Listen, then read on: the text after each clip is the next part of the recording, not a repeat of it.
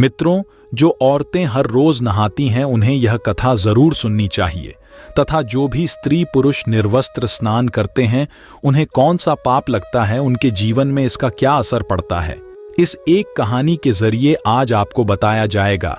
साथ ही यह वीडियो आपको बहुत अच्छी जानकारी और सीख देकर जाएगी, इसलिए मित्रों हमारे साथ अंत तक जरूर बने रहिएगा। दर्शकों, एक समय की बात है जब भगवान विष्णु लक्ष्मी माता के साथ हरिद्वार में घूम रहे थे, तब लक्ष्मी माता ने देखा कि समस्त मनुष्य गंगा में नहा नहा कर हर हर गंगे कहते चले जा रहे हैं। प्रिय दर्शकों, अगर आप ये कहानी सुन रहे हैं तो पूरा सुनिए, क्योंकि आधा अधूरा ज्ञान किसी विष के समान होता है। इसके अलावा हे माता लक्ष्मी, जो भी भक्त इस वीडियो को लाइक करें और चैनल को सब्सक्राइब करके कमेंट में जय लक्ष्मी नारायण लिखें, उनके घर में धन की कभी कोई कमी ना रहे तथा उनका घर हमेशा धन से भरा रहे। मित्रों, जब माता लक्ष्मी ने देखा कि समस्त मनुष्य गंगा में नहा नहा कर हर हर गंगे कहते चले जा रहे हैं, परंतु सभी दुखी और परेशान हैं, तब लक्ष्मी माता ने बहुत आश्चर्य से भगवान विष्णु से पूछा और कहा, हे प्रभु, गंगा में इतनी बार स्नान करने पर भी इनके पाप और दुखों का नाश क्यों नहीं हुआ? क्या गंगा में अब कलयुग के कारण सत्यता नहीं रही? मित्रों, भगवान विष्णु ने मुस्कुराते हुए कहा, हे देवी लक्ष्मी, गंगा में तो वही सामर्थ्य है, परंतु इन लोगों ने पापनाशिनी गंगा में स्नान ही नहीं किया, तो फिर इन्हें लाभ कैसे हो? तब मां लक्ष्मी ने आश्चर्य से कहा, हे प्रभु, स्नान कैसे नहीं किया? सभी तो गंगा नहाकर जा रहे हैं, और तो और अभी तक इनके शरीर भी नहीं सूखे हैं। तब भगवान विष्णु ने कहा, यह लोग तो केवल गंगा जल में डब लगाकर आ रहे हैं। हे देवी, मैं तुम्हें कल इसका रहस्य समझाऊं। ऐसा कहकर वे दोनों ही अंतर्ध्यान हो जाते हैं। मित्रों, वहीं दूसरे दिन अचानक से बहुत जोरों की बरसात होने लगी। सभी गलियां कीचड़ से भर गईं। एक चौड़े रास्ते में एक गहरा गड्ढा था जिसमें चारों ओर से कीचड़ भर रहा था। तभी भगवान विष्णु ने लीला से एक ब्राह्मण का वृद्ध रूप धारण कर लिया और किसी विवश की तरह गड्ढे में जाकर ऐसे पड़ गए मानो कि जैसे कोई मनुष्य चलते चलते गड्ढे में गिर पड़ा हो और निकलने की चेष्टा करने पर भी ना निकल पा रहा हो। साथ ही लक्ष्मी जी को उन्होंने यह समझाकर गड्ढे के पास बैठा दिया कि देखो, तुम लोगों को सुना सुनाकर यूं पुकारती रहो कि मेरे वृद्ध पति अकस्मात गड्ढे में गिर पड़े हैं। कोई पुण्य आत्मा ही इन्हें निकालकर इनके प्राण बचाए और हम असहाय की सहायता करें। मित्रों, भगवान विष्णु ने लक्ष्मी जी को यह भी समझा दिया कि जब कोई गड्ढे में से मुझे निकालने को तैयार हो तब इतना और कह देना कि मेरे पति सर्वथा निष्पाप पुण्यवान ब्राह्मण है। इन्हें वही व्यक्ति छुए जो खुद भी निष्पाप हो। यदि आप निष्पाप हैं तो ही इन्हें हाथ लगाइए, नहीं तो हाथ लगाते ही इनके तेज के कारण आप भस्म हो जाएंगे। मित्रों, लक्ष्मी जी ने तथास्तु कहकर गड्ढे के किनारे बैठ गई और आने जाने वालों को सुना सुनाकर भगवान श्री हरि की सिखाई हुई बात बार बार कहने लगी। उसी समय गंगा में नहाकर लोगों के दल आ रहे थे और उस सुंदर युवती को यूं बैठी देखकर कई लोगों के मन में वासना या पाप और कईयों को कुछ धर्म का भय हुआ तो कई कानून से डर गए, तो कुछ लोगों ने तो लक्ष्मी जी को यह भी सुना दिया कि मरने दे बुढ़े को, क्यों उसके लिए रोती है, तुम अभी सुंदर और बहुत जवान हो। वहीं कुछ दयालु चरित्रवान पुरुष थे, उन्होंने उस युवती के पति को निकालना चाहा, परंतु लक्ष्मी जी के विचित्र वचन सुनकर वे भी रुक गए, क्योंकि उन्होंने यह सोचा कि हम गंगा में नहाकर आए हैं तो क्या हुआ, हम पापी तो है ही, कहीं सहायता करते समय हम भस्म ना हो जाएं। इस स्त्री के कथन के अनुसार पापी लोग खुद से ही भस्म होने वाले हैं और हमें अपने पुण्य और पाप की गिनती कैसे पता होगी? मित्रों, किसी का भी साहस नहीं हुआ। सैकड़ों आए, सैकड़ों ने पूछा और बस चले गए। अब तो संध्या हो चली। तब भगवान विष्णु ने माता लक्ष्मी से कहा, देखा आया कोड, सच्चे हृदय से गंगा में नहाने वाला मित्रों। तब थोड़ी ही देर के बाद एक नौजवान ब्राह्मण हाथ में लौटा ली हर हर गंगे कहता हुआ नदी से बाहर निकलकर मंदिर की ओर जा रहा था। जब उसकी दृष्टि उस स्त्री पर पड़ी तथा उनका अपने व्यवस्था का विलाप सुन युवक का हृदय करुणा से भर आया। उसने भगवान विष्णु को निकालने की पूरी तरह से तैयारी की, किंतु लक्ष्य जी ने रोक कर कहा कि भाई, यदि तुम सर्वथा निष्पाप पुण्यवान नहीं होंगे परंतु मेरे पति को छूते ही तुम अपने आप लकड़ जाओगे। मित्रों, उस युवक ने उसी समय बिना किसी संकोच के दृढ़ निश्चय के साथ लक्ष्मी जी से कहा, हे माता, मेरे निष्पाप तथा पुण्यवान होने में आपको संदेह क्यों होता है? आप देखती नहीं कि मैं अभी अभी गंगा जी में पुण्य स्नान करते हुए नहा कर आया हूं। भला पापनाशिनी परम तेजस्वी गंगा मैया में गोता लगाने के बाद भी कभी पाप रहता? हे देवी, मैं अभी आपके पति को इस पीड़ा से मुक्त कर इस दुर्गंध से बाहर निकालता हूं। कृपया आप मेरा विश्वास करें। ऐसा कहते हुए उस युवक ने लपक कर बूढ़े को ऊपर उठा लिया। मित्रों, उस समय भगवान विष्णु और मां लक्ष्मी ने उसे पुण्य फल का अधिकारी समझकर अपना असली स्वरूप प्रकट करते हुए उसे साक्षात दर्शन देकर कृतार्थ किया। मित्रों, वहीं भगवान विष्णु जी ने माता लक्ष्मी से कहा, हे लक्ष्मी, इतने सारे लोगों में से केवल इस एक युवक ब्राह्मण ने ही गंगा स्नान किया है। हे देवी, इसी दृष्टांत के अनुसार जो लोग बिना श्रद्धा और विश्वास के केवल दंभ के लिए गंगा स्नान करते हैं, उन्हें वास्तविकता में कोई भी फल नहीं मिलता। परंतु इसका यह मतलब नहीं कि गंगा स्नान व्यर्थ जाता है। गंगा स्नान का बहुत पुण्य भी है। मित्रों, इसके बाद भगवान विष्णु जी ने माता लक्ष्मी जी से कहा, हे देवी, अब मैं आपको वह 12 बातें बताता हूं। जो भी मनुष्य इन 12 बातों को नहाते समय ध्यान में रखता है, वह कभी भी दुखी नहीं रहता है। उसके घर में देवी लक्ष्मी का वास होता है। उसके घर में अपार धन आता है। घर में कभी भी लड़ाई झगड़ा या क्लेश नहीं होते हैं। उसका पूरा परिवार हंसी खुशी के साथ सुखपूर्वक जीवन व्यतीत करता है। मित्रों, तब माता लक्ष्मी ने कहा, हे प्रभु भगवान, आप हमें ये 12 बताइए जिसका मनुष्य जीवन पर कैसे प्रभाव होता है। इस विषय में मैं जानना चाहती हूँ। कृपा करें और मेरी जिज्ञासा को शांत करें। मित्रों, इसके बाद भगवान विष्णु उन बातों को बताना शुरू कर देते हैं और माता लक्ष्मी बहुत ध्यान से सुनने लगती है। प्रिय दर्शकों, ये 12 बातें आप लोग भी बिल्कुल ध्यान से सुनना। इसके बाद भगवान विष्णु कहते हैं, हे प्रिय, यह 12 बातें बताने के बाद मैं आपको एक बात और बताऊंगा। जो औरतें कपड़े खोलकर स्नान करती हैं, उनके लिए यह बात बहुत ही महत्वपूर्ण है। तो हे लक्ष्मी, आप इस बात को बहुत ही ध्यान से सुनना।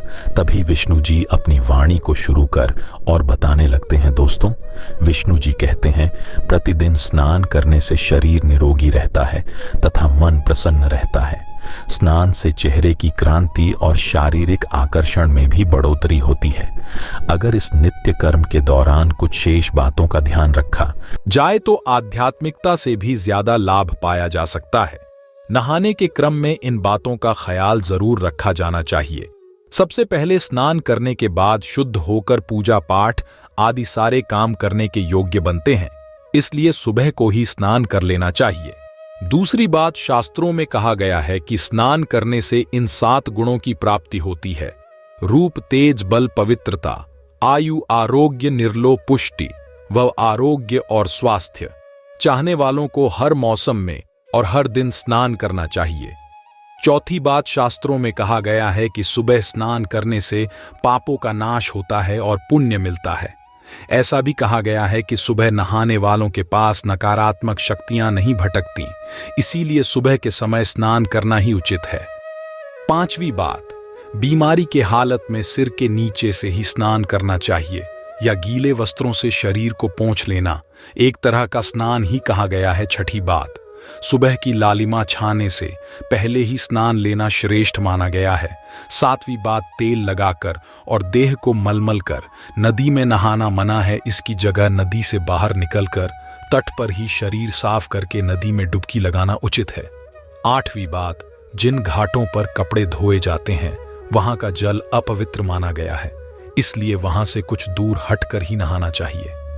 नौवीं बात, नदी में 11 या 21 डुबकियां लगाना योग्य बताया गया है।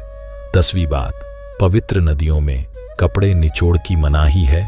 नदी में किसी तरह की गंदगी नहीं बहानी चाहिए। 11वीं बात, नल की तुलना में झरने का पानी झरने से ज्यादा, नदी का पानी नदी के पानी से किसी तीर्थ का जल तीर्थ के जल से गंगा जल अधिक श्रेष्ठ माना गया है। अंतिम 12वीं बात, गंगा माता का कथन है कि स्नान करते वक्त कोई चाहे जहां भी मेरा स्मरण करेगा, मैं वहां के जल में प्रवेश कर जाऊंगी। मित्रों, इसके बाद भगवान श्री हरि ने कहा, हे लक्ष्मी, अब मैं आपको औरतों के बारे में बताता हूं। जो औरतें कपड़े खोलकर स्नान करती हैं, धर्मशास्त्रों में हर एक चीज के लिए कुछ नियम बनाए गए हैं। इन नियमों में से स्नान को लेकर कई बातें बताई हैं। ऐसा भी माना जाता है कि आम व्यक्ति को शास्त्रों के नियमों का पालन जरूर करना चाहिए, जिससे उनके घर की सुख समृद्धि बनी रहती है और खुशहाली आती है। साथ में अपार धन बरसता है, माता लक्ष्मी प्रसन्न होती है। दरअसल हमारे शास्त्रों में ऐसी कई बातें लिखी गई हैं जिनका हम पालन सदियों से करते चले आ रहे हैं, लेकिन उसके कारणों के बारे में हमें अभी भी पूरी जानकारी नहीं है। ऐसे ही नियमों में से एक है निर्वस्त्र स्नान करना। आपने अक्सर घर के बड़े बुजुर्गों को ऐसा कहते सुना होगा कि कभी भी पूरी जानकारी नहीं है कि कभी भी स्नान बिना कपड़ों के यानी निर्वस्त्र नहीं करना चाहिए। अगर हम पौराणिक कथाओं की बात करें तो निर्वस्त्र स्नान की मनाही का एक सबसे बड़ा कारण भगवान श्री कृष्ण जी के समय से जुड़ा है। पौराणिक कथाओं के अनुसार एक बार जब गोपिका ऐं सरोवर में स्नान कर रही थी और वह निर्वस्त्र थी, उस बाल कृष्ण ने गोपियों के सभी वस्त्र छिपा दिए और गोपियों ने अपने वस्त्र वापस लेने की प्रार्थना की। तब कृष्ण जी ने उन्हें समझाया कि कहीं भी निर्वस्त्र वस्त्र धारण किए स्नान नहीं करना चाहिए, इससे जल के देवता वरुण का अपमान होता है, इसलिए आपको निर्वस्त्र स्नान न करने की सलाह दी जाती है। श्रीमद् भागवत पुराण के 10वें अध्याय के 10वें स्कंध में एक कथा है। कुबेर के दोनों पुत्र नलकुर और मणिग्रीव भगवान के सेवक बन गए थे।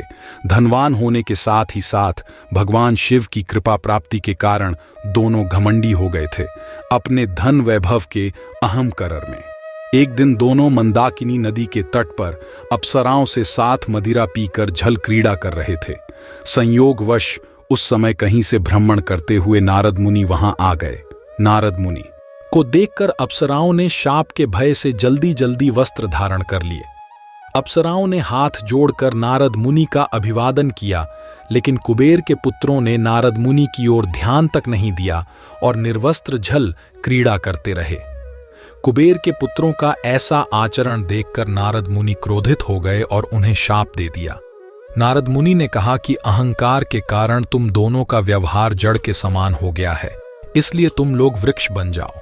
100 वर्षों के बाद जब भगवान श्री कृष्ण का अवतार होगा तो वह तुम्हें शाप मुक्त करेंगे।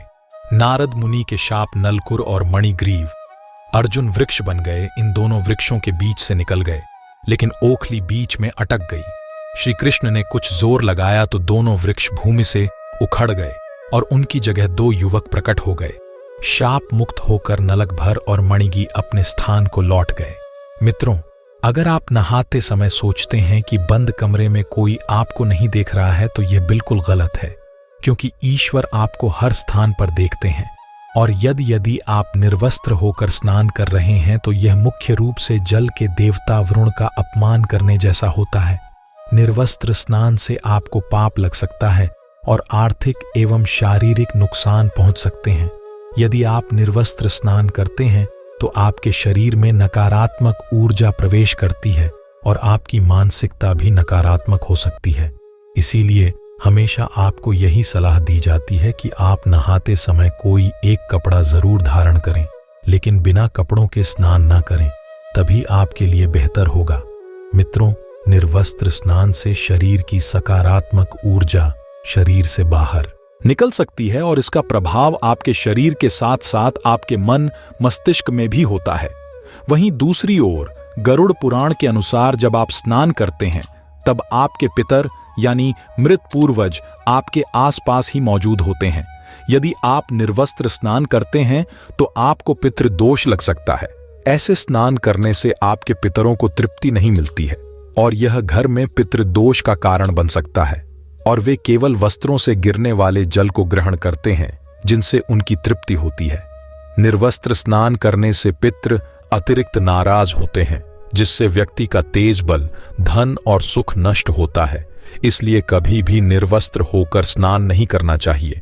मित्रों, पुराणों के अनुसार नहाने वाला पानी पूर्वजों के हिस्से में जाता है और निर्वस्त्र होकर नहाने से इसे पितरों के समक्ष बिना कपड़ों के नहाना माना जाता है। शास्त्रों में ऐसी मान्यता है कि यदि कोई निर्वस्त्र स्नान करता है तो माता लक्ष्मी उससे रूठ जाती है। इससे आपकी कुंडली में धन हानि के योग्य बन सकते हैं और आपकी आर्थिक स्थिति खराब हो सकती है। इन्हीं कारणों से आपको निर्वस्त्र स्नान न करने की सलाह दी जाती है और शास्त्रों में भी इस बात की मनाही ही है। तो मित्रों, आशा करते हैं आपको यह कथा और जानकारी अच्छी लगी होगी। कमेंट में जय लक्ष्मी नारायण राधे राधे जरूर लिखें। आप सभी का धन्यवाद।